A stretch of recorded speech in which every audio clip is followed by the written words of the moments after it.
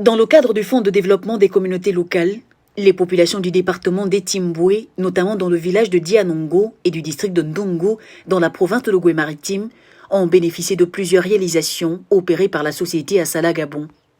C'était en présence des représentants du ministère du Pétrole et de la société Assala, ainsi que les responsables des départements concernés.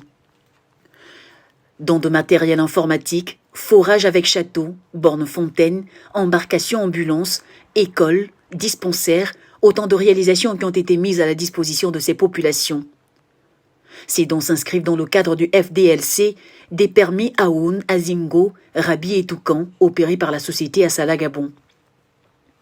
L'objectif étant d'œuvrer à l'amélioration des conditions de vie de ces populations vivant dans les environs des zones d'exploration et d'exploitation pétrolière.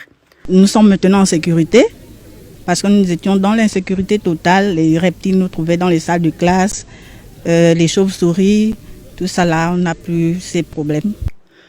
Impulsé par le chef de l'État Ali Bongo Ondimba, ce fonds permet à l'État d'offrir des leviers de développement local aux populations à travers l'apport des sociétés telles que Assala Gabon, bénéficiant des contrats pétroliers à proximité de ces localités. Nous avons commencé ce matin par Dianongo, où nous avons eu le plaisir et l'honneur d'offrir aux populations deux prestations hautement symboliques.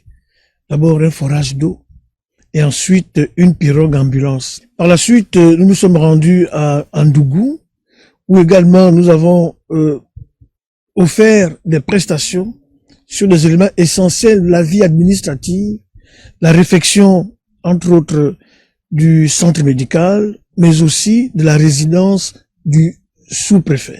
Toutes ces actions sont dans le sillage de la philosophie politique du chef de l'État, son Excellence Ali Bongo, qui prône le partage. Plusieurs localités ont déjà été impactées par le FDLC, dont certaines dans les départements de l'Ogooué et des Lacs.